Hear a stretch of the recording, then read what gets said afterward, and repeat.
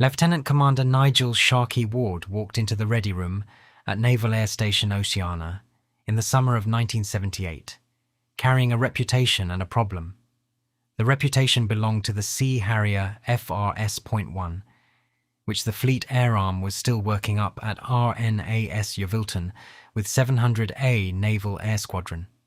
The problem belonged to the United States Navy, whose F-14 Tomcat crews at VF-124 had heard the rumors from exchange officers and did not believe them. A subsonic jump jet, weighing under 14,000 kilograms empty, was reportedly outturning Phantoms and gunning down F-5 aggressors at the Naval Fighter Weapons School at NAS Miramar. The Americans wanted to see it themselves. The Sea Harrier program had almost died 3 times before this moment. Dennis Healy's 1966 Defense Review had cancelled CVA-01, the Royal Navy's planned fleet carrier, and with it the case for a supersonic naval fighter. What survived was smaller, cheaper, and, on paper, absurd. 3 Invincible-class through-deck cruisers, redesignated as anti-submarine platforms to slip past Treasury objections, each equipped with a ski jump ramp designed by Lieutenant Commander Doug Taylor, RN. The aircraft that would fly from them was a marinized Hawker Siddeley Harrier GR3 with a Blue Fox radar, a raised cockpit for visibility, and the same Rolls-Royce Pegasus 104 vectored thrust engine that had first flown on the P.1127 prototype at Dunsfold in October 1960. Sidney Cam, the Hawker designer who had drawn the Hurricane, had died in 1966 believing the Pegasus concept would either transform air combat or be forgotten. Ralph Hooper's engineering team at Kingston upon Thames kept refining it through the P.1154 cancellation and the near loss of the Kestrel Evaluation Squadron.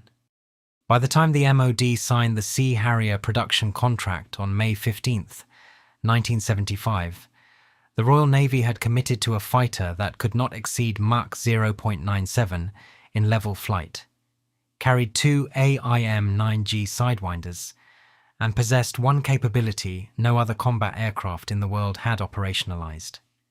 It could stop in midair. The maneuver was called VIFF, Vectoring in Forward Flight. Squadron leader Rick Rickle at the Central Fighter Establishment at RAF Binbrook had first tested it methodically in 1970, rotating the 4 Pegasus nozzles from horizontal to 60 degrees at 300 knots, and watching his airspeed collapse while the aircraft pitched up violently. A pursuing fighter, locked into the geometry of a conventional turning fight, would overshoot in a fraction of a second, presenting its tailpipe to a sidewinder shot at point-blank range. British test pilots called it the Viffing maneuver. American doctrine had no equivalent because no American aircraft could perform it. What the US Navy at Oceana wanted to establish, before their exchange program with 899 Naval Air Squadron went any further, was whether VIFF was a party trick or a tactic. The Defence Intelligence Staff in Whitehall had been fielding queries from Grumman engineers via the British Embassy in Washington throughout 1977. The Fleet Air Arms answer, drafted by Captain E.R. Anson R.N. and cleared through the Ministry of Defence main building, was diplomatic and vague. Internally, the Sea Harrier Intensive Flying Trials Unit was less circumspect. Their working assumption, distributed in a classified memorandum in November 1977, was that a Sea Harrier flown aggressively could defeat any Western fighter then in service inside a visual range engagement. The Americans arrived at Yeovilton in April 1979 to test that claim. What they encountered over the Bristol Channel that spring, in an aircraft the Treasury had nearly cancelled and the Royal Navy had bought as a compromise, would rewrite the tactical assumptions of every carrier air wing from the Mediterranean to the Sea of Japan. Ward flew the first sortie against a US Navy F-14A on April 12, 1979, callsign Blackbeard 1, from Yeovilton's runway 27. The intercept was set up as a neutral merge at 15,000 feet, both aircraft entering the fight with equal energy, guns and sidewinders simulated. The Tomcat crew, Lieutenant Commander John Nash from VF-124 and his RIO, had briefed for a classic vertical fight, using the F-14's thrust-to-weight advantage and superior high-altitude performance to force the Sea Harrier into a losing energy contest. The fight lasted 42 seconds. Ward waited for Nash to commit to the vertical, matched him into the climb until his own airspeed dropped through 200 knots, then rotated his nozzles to 81 degrees. The Sea Harrier pitched up almost vertically and effectively stopped in the sky. Nash, still climbing up 400 knots, passed above and ahead of him. Ward selected guns, called the kill, and rolled inverted to recover. The debrief in the Yeovilton operations block became one of the most contested 20 minutes in the history of Anglo-American naval aviation. Nash refused to accept the result, arguing that VIFF was a departure maneuver and would have caused a real F-14 crew to disengage rather than pursue. Ward countered that disengagement itself was a defeat. The Sea Harrier's mission was to prevent enemy aircraft from reaching the fleet, and any maneuver that broke the intercept succeeded. The MOD liaison officer, Wing Commander Peter Squire, later Chief of the Air Staff, recorded the exchange in his weekly report to the Directorate of Air Warfare. Over the next 6 weeks, 899 NAS flew 41 dissimilar air combat sorties against F-14S from VX-4 at NAS Point Mugu and F-5E aggressors from the Navy Fighter Weapons School. The unclassified summary, released to the Fleet Air Arm Museum decades later, recorded a kill ratio favourable to the Sea Harrier in the visual arena. The classified summary, held at the National Archives at Kew under ADM 1/2-9614, was more specific. Within a 5-mile bubble at altitudes below 20,000 feet, the Sea Harrier defeated the F-14 in approximately 3/4 of engagements where both aircraft merged with roughly equal energy. The Americans went home puzzled and irritated. Commander John Jaws Piano, running the aggressor program at Miramar, requested a second series of trials in the autumn. This time the US Navy sent their most experienced Top Gun instructors, briefed specifically to counter VIFF. The Sea Harriers, flown by Ward, Lieutenant Commander Tim Gedge, and Lieutenant Steve Thomas, adapted. They stopped using VIFF as an opening move and started using it as a terminal move, waiting until an American pilot committed to a gun tracking solution before dumping energy. The kill ratio did not change. The reasons were partly technical and partly cultural. The Pegasus engine produced 21,500 pounds of thrust in a 15,000-kilogram aircraft, giving a thrust-to-weight ratio close to unity at combat weight. The nozzle rotation was fully hydraulically actuated and could deflect from 0 to 98 degrees in 1.5 seconds. Blue Fox, though limited in look-down capability, was adequate for the visual range fight. Above all, the Sea Harrier was flown by Royal Navy pilots who had been trained from the outset to treat VIFF as a combat maneuver rather than a curiosity. In Whitehall, the trial results circulated through the JIC's Air Warfare Working Group.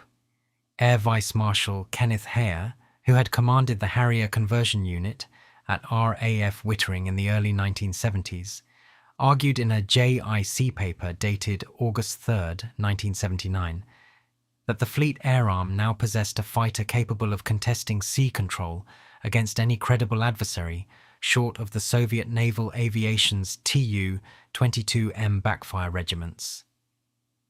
The Foreign Office read the paper with interest. The Ministry of Defence, still committed to phasing out the Invincible-class carriers in the 1981 Defence Review, largely ignored it. The 1981 Defence Review, published by Secretary of State John Nott on June 25th, ordered the sale of HMS Invincible to the Royal Australian Navy for £175 million and the withdrawal of HMS Hermes from service by 1982. The Fleet Air Arm's Sea Harrier force, then still working up on 800 and 801 naval air squadrons, faced a future of shrinking flight decks and eroded relevance. Ward, by then commanding 801 NAS, wrote a bitter letter to a colleague at the Directorate of Naval Air Warfare in July 1981, predicting that the Royal Navy would lose its fixed-wing capability within a decade. Argentina invaded the Falkland Islands on April 2, 1982. Within 72 hours, the Chief of the Naval Staff, Admiral Sir Henry Leach, had persuaded the Prime Minister that a task force could be assembled and dispatched to the South Atlantic. The core of that task force's air defence was 20 Sea Harrier FRS.1s, drawn from 800 NAS aboard Hermes under Lieutenant Commander Andy Auld, and 801 NAS aboard Invincible under Ward.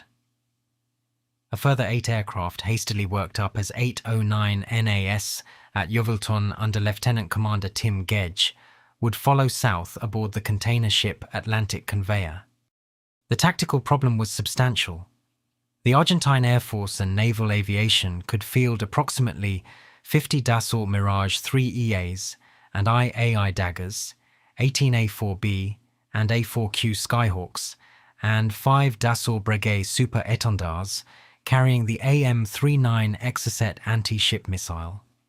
British intelligence estimates produced by the Defence Intelligence Staff on April 8, 1982, assessed that Argentina could generate up to 70 combat sorties per day against the task force once it entered the total exclusion zone. The Sea Harrier force, operating from 2 carriers with no airborne early warning, would be outnumbered in the air by a factor of at least 3 to 1. What the Argentine planners at Comodoro Rivadavia did not adequately account for was the AIM-9L Sidewinder. The all-aspect variant of the Sidewinder had entered US service in 1977 and been cleared for export to Britain in a hurried transaction authorized by Secretary of Defense Caspar Weinberger in the second week of April 1982. The missile arrived at Ascension Island aboard USAFC 141 Starlifters and was uploaded onto Sea Harriers before they sailed south from the mid-Atlantic staging base. The AIM-9L could engage a target from any aspect, including head-on. Previous Sidewinder variants required a tail-chase geometry that gave defending fighters a fighting chance. Ward's tactical doctrine, refined over the transit south, exploited 3 advantages. The Sea Harrier's Pegasus engine gave it superior acceleration and turn performance below 15,000 feet. The Blue Fox radar, though limited, was adequate for point interception cued by shipborne Type 1022 and Type 909 radars. The AIM-9L, combined with the Aden 30mm cannon, gave the pilot 2 independent kill mechanisms in the visual arena. Above all, Argentine pilots would be operating at the extreme edge of their combat radius from mainland bases at Rio Gallegos and Rio Grande, with typically only 5 minutes of fuel available over the task force. The first engagement came on May 1, 1982. Flight Lieutenant Paul Barton, an RAF pilot serving on exchange with 801 NAS, launched from Invincible on combat air patrol at 10:15 local time. Vectored onto a formation of Mirage 3s by HMS Glamorgan's air controller, Barton climbed to intercept at 15,000 feet.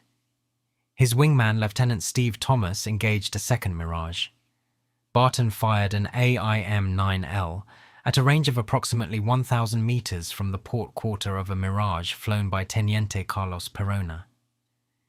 The missile struck the aircraft near the port intake. Perona ejected. Thomas damaged a second Mirage, which was subsequently destroyed by Argentine anti-aircraft fire as it attempted an emergency landing at Port Stanley. The Sea Harrier force flew approximately 1,435 operational sorties during the Falklands Campaign. 28 Sea Harriers were deployed south. 6 were lost. 2 to enemy ground fire, 4 to operational accidents. None was lost in air-to-air combat. In exchange, the FAA and RAF Sea Harrier pilots destroyed 21 Argentine aircraft in the air, using 27 AIM-9L Sidewinders and 2 engagements with the Aden cannon. The kill-loss ratio, unprecedented in modern jet combat, vindicated every tactical assumption Ward and his colleagues had refined against the Americans at Yeovilton 3 years earlier. The engagements themselves were brutal and brief. On May 21, 1982, during the amphibious landings at San Carlos Water, Lieutenant Commander Nigel Ward led a section that engaged 3 A4Q Skyhawks of the Argentine Naval Aviation's 3 Escuadrilla. Ward fired 1 AIM-9L and destroyed a Skyhawk flown by Teniente Marcelo Marquez. His wingman, Lieutenant Steve Thomas, destroyed a second. The third was shot down by Ward using guns after his second Sidewinder failed to launch. The engagement lasted approximately 90 seconds. The pattern repeated across the campaign. On May 24th, Lieutenant Commander Andy Auld destroyed 2 daggers in a single engagement over Pebble Island. On June 8th at Bluff Cove, Flight Lieutenant David Morgan of 800 NAS engaged 4 A4B Skyhawks that had just bombed the landing ships Sir Galahad and Sir Tristram. Morgan destroyed 2 Skyhawks with AIM-9Ls within 30 seconds. His wingman, Lieutenant Dave Smith, destroyed a third. The fourth escaped only because Morgan's second Sidewinder failed to guide. The Argentine Air Force fought with extraordinary courage. Skyhawk pilots pressed attacks through curtains of Sea Dart, Sea Wolf and Rapier fire, delivering unguided bombs at mast height. Mirage and Dagger pilots denied refueling support after the loss of their 2 KC-13O tankers to serviceability problems. Engaged Sea Harriers knowing that a single minute of afterburner would leave them unable to reach home. But the tactical arithmetic remained implacable. Every engagement between a Sea Harrier and an Argentine fighter throughout the entire campaign resulted in the Argentine aircraft being destroyed, damaged, or forced to jettison its ordnance and disengage. The results were studied intensively in the United States. The Chief of Naval Operations, Admiral James Watkins, commissioned a classified assessment by the Center for Naval Analyses in Arlington, Virginia, delivered in draft form in November 1982. The assessment, sanitized sections of which were later declassified, concluded that the Sea Harrier's combat performance in the South Atlantic exceeded predictions based on pre-war modeling by a factor of approximately 2. The reasons offered included the AIM-9L's all-aspect capability, the tactical skill of the Fleet Air Arm pilots, the small radar cross-section of the Sea Harrier, and the fact that Argentine pilots were fighting at the edge of their operational range, with no reserves. What the CNA report did not emphasize, but what the Fleet Air Arm officers who had flown the trials at Yeovilton in 1979 understood, was that the doctrinal foundation had been laid 3 years earlier. Ward, Gedge, Thomas, Auld and their colleagues had spent hundreds of hours discovering how to fight a subsonic jet against supersonic opponents. When the Argentine Air Force presented itself in the South Atlantic, the Fleet Air Arm knew, in a way that no other air arm in the world knew, how to kill them. In London, the Ministry of Defence quietly withdrew the 1981 Defence Review's provisions for disposing of the Invincible-class carriers. The sale to Australia was cancelled. Hermes was retained until 1984, replaced by the newly commissioned HMS Illustrious. The Fleet Air Arm's fixed-wing capability, condemned to extinction 11 months before the Argentine invasion, was reprieved. The reprieve had cost the lives of 255 British servicemen. The Sea Harrier's Falklands performance transformed British defence exports and reshaped how Whitehall thought about carrier aviation for the remainder of the Cold War. Within 18 months of the ceasefire, the Indian Navy had ordered a further 10 Sea Harrier FRS.51s to supplement the 6 already delivered for INS Vikrant. The Italian Navy pressed forward with its own light carrier, Giuseppe Garibaldi, laid down at Fincantieri's Monfalcone yard on March 26, 1981, and commissioned in September 1985. Spain ordered 12 AV-8B Harrier IIs from McDonnell Douglas for its light carrier Príncipe de Asturias. Every ski-jump carrier built after 1982 in every navy that operated one traced its intellectual lineage to the trials work conducted at Yeovilton and the combat results in the South Atlantic. British Aerospace at Kingston upon Thames received the follow-on production contract for the Sea Harrier FRS.2, later redesignated FA.2, in December 1984. The upgraded variant, driven by lessons from the Falklands, replaced the Blue Fox radar with the Ferranti Blue Vixen pulse Doppler set, added AIM-120 AMRAAM capability, and improved the cockpit avionics. The first FRS.2 flew from Dunsfold on September 19, 1988, piloted by Heinz Frick. The program cost approximately £360 million and equipped 800, 801 and 899 naval air squadrons through the remainder of the Cold War. The Americans, having watched the Falklands Campaign closely, accelerated their own Harrier program. The AV-8B Harrier II, jointly developed by McDonnell Douglas and British Aerospace under an arrangement signed at St. Louis in 1981, entered US Marine Corps service in January 1985. The Marine Corps had understood longer than the US Navy that the Harrier's virtues were operational as well as tactical. The ability to operate from austere forward sights, from damaged runways, from ship decks too small for conventional fighters. VMA 331 at MCAS, Cherry Point declared initial operational capability on January 16, 1985. By 1991, 7 Marine Corps squadrons were flying the AV-8B, including 2 that would deploy to Operation Desert Storm. The Soviet naval aviation had watched the entire sequence with unease. The Yakovlev Design Bureau's Yak-38 Forger, operational since 1976 aboard the Kiev-class heavy aviation cruisers, was in every operational respect inferior to the Sea Harrier. Shorter range, no radar, only 2 lift engines that had to be started separately for vertical takeoff, dismal weapons load. The lessons of the South Atlantic, transmitted to Moscow through GRU assessments and open-source analysis, contributed to the eventual cancellation of the Yak-141 supersonic follow-on and the Soviet Navy's decision to pursue conventional takeoff carriers with arrestor gear, the Kuznetsov class, laid down at Nikolaev in 1983. The intelligence picture available to GCHQ Cheltenham and the JIC in the mid-1980s indicated that Soviet naval planners had begun to accept, by around 1985, that a British task force built around Invincible-class carriers and Sea Harrier FRS.2s could defend itself against everything short of a saturation backfire attack coordinated with submarine-launched cruise missiles. The 1987 JIC assessment on North Atlantic Sea Control, held at Kew under CAB 186 series files, judged Soviet naval aviation's ability to interdict NATO reinforcement convoys as having declined relative to the 1979 baseline, in part because Sea Harriers now equipped both Royal Navy carriers and provided a persistent CAP capability that had not existed a decade earlier. Ward left the Royal Navy in 1985, having been passed over for promotion in a manner that provoked considerable comment at the Ministry of Defence and within the Fleet Air Arm. His account of the Falklands Air War, published as Sea Harrier over the Falklands in 1992, remains one of the most contested first-person military memoirs of the Cold War era. Historians, including Lawrence Freedman, have questioned some of its more polemical judgments.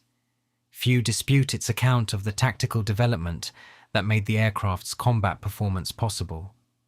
The dissimilar air combat program continued at Yeovilton through the 1980s, drawing exchange pilots from the US Navy, US Marine Corps, French Aeronaval, and eventually the Indian Navy. The tactical library grew. VIFF, once a novelty, became one of a suite of energy management techniques taught to every Sea Harrier pilot converting onto the type at 899 NAS. New maneuvers were developed to exploit the aircraft's unique capabilities against the emerging generation of Soviet fighters.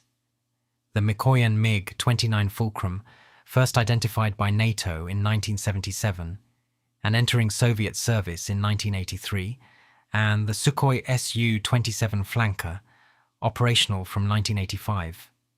The MiG-29 in particular worried the Fleet Air Arm's tactical planners.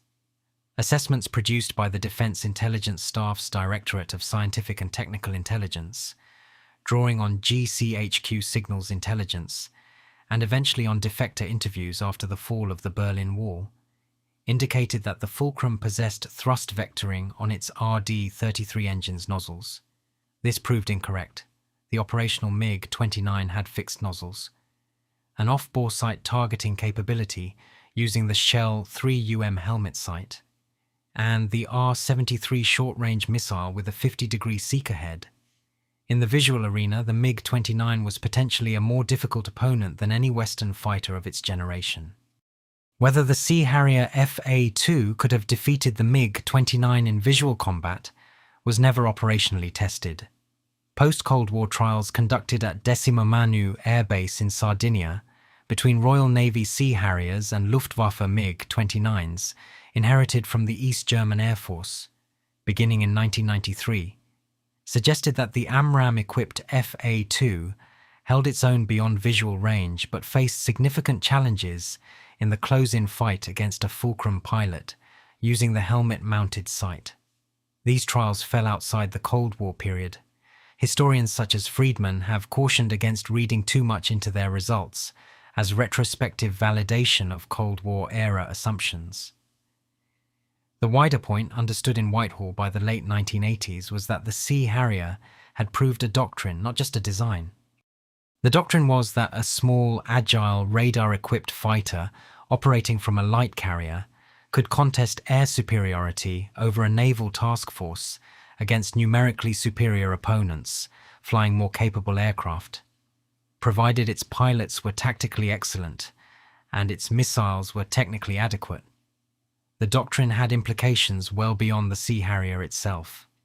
It informed the Royal Navy's specification for the common new generation frigate, later abandoned, and shaped the eventual case for the Queen Elizabeth-class carriers, though those decisions belong to the post-Cold War era.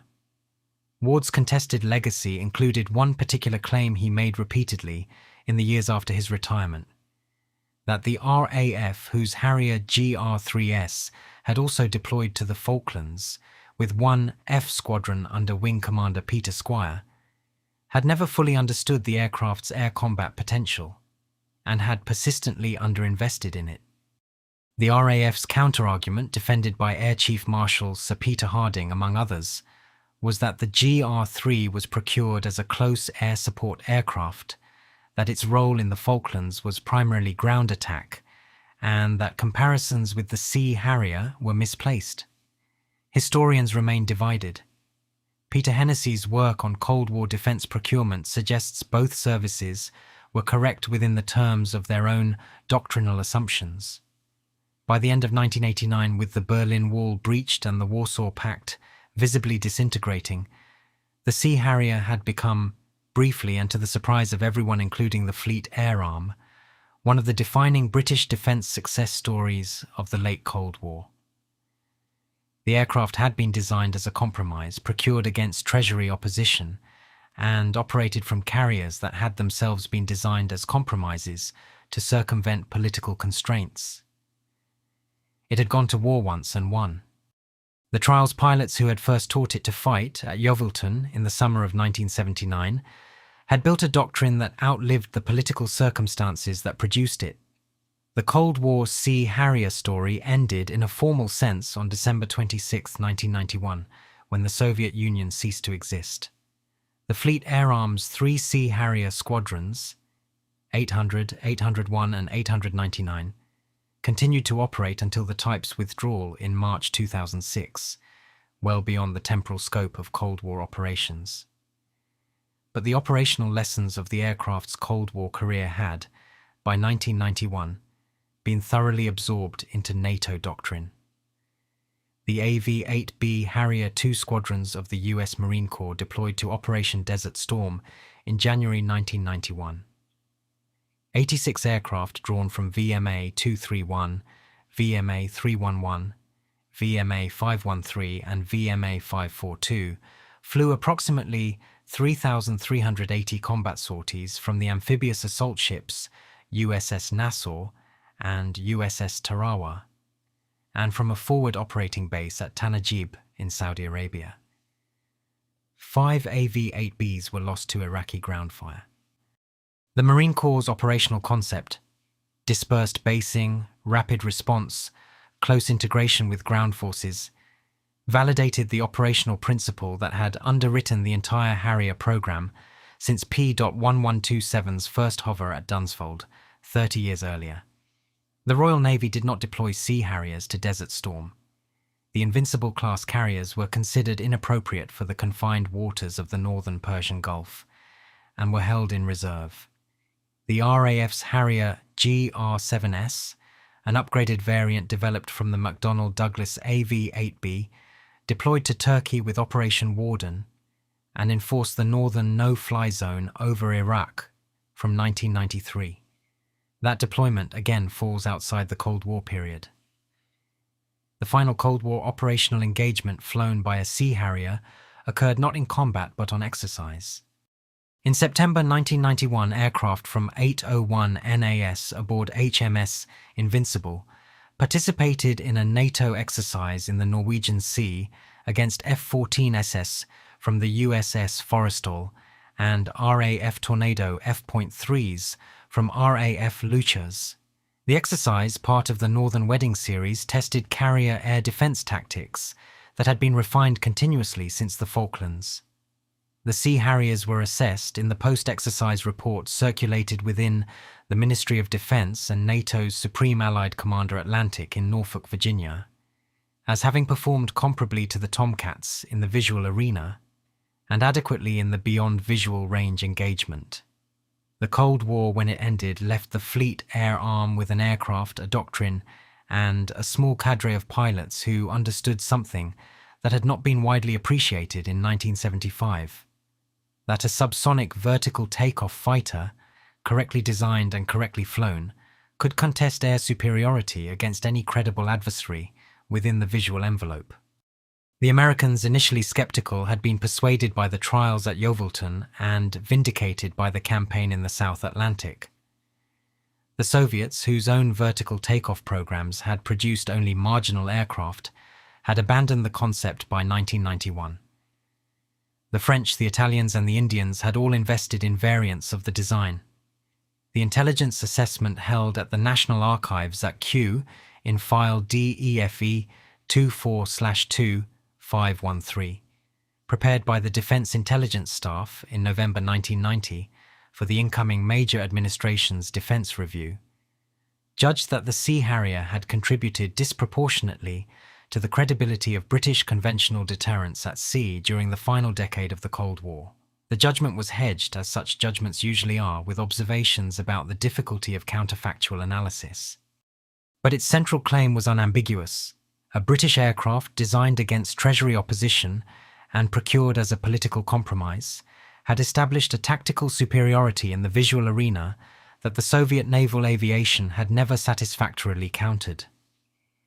The Yeovilton trials pilots, who had first demonstrated that superiority to skeptical American opponents in April 1979, were, by November 1990, mostly retired or serving in staff appointments. Their tactical library survived them. Ward's own account, published a year after the Soviet collapse, opens with a scene in the Yeovilton bar in the summer of 1979. An American exchange officer, having lost repeatedly to Sea Harriers in the morning sorties, buys Ward a drink and asks the question that would define the aircraft's Cold War career. How does a subsonic jump jet defeat a Mach 2 interceptor? Ward's answer, as recorded in his memoir, was straightforward. The Sea Harrier did not defeat the F-14. The Sea Harrier's pilots defeated the F-14's pilots, using an aircraft that had been designed to reward tactical intelligence rather than raw performance. The judgment is not universally accepted.